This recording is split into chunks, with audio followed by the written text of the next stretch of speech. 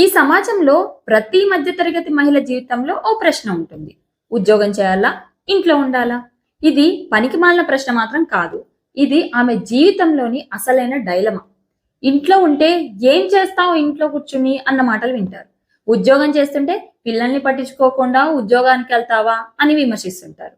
రెండింటిని బ్యాలెన్స్ చేస్తూ కొంతమంది మాత్రమే ఉద్యోగం చేయగలుగుతున్నారు.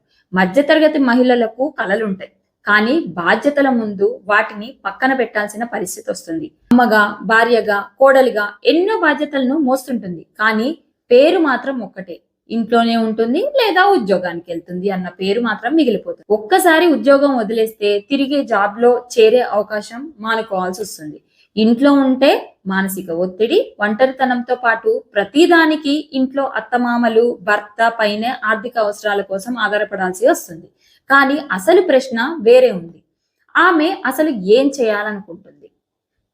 మీరు ఉద్యోగం చేయాలనుకున్నా, ఇంట్లో ఉండాలన్నా ఆ నిర్ణయం మీది, ఆ స్వేచ్ఛ మీది, ఆ హక్కు మీది అని గుర్తుంచుకోండి.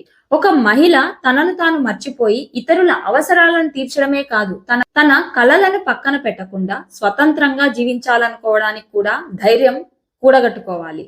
ఇది ఉద్యోగం చేయాలా వద్దా అన్న దానికంటే కూడా ఆమె ఆత్మ గౌరవానికి సంబంధించిన ప్రశ్న. అందుకే మీ కలలను నెరవేర్చుకోవడానికి ధైర్యం తెచ్చుకుని రెండింటిని బ్యాలెన్స్ చేసుకుని ముందుకు సాగండి.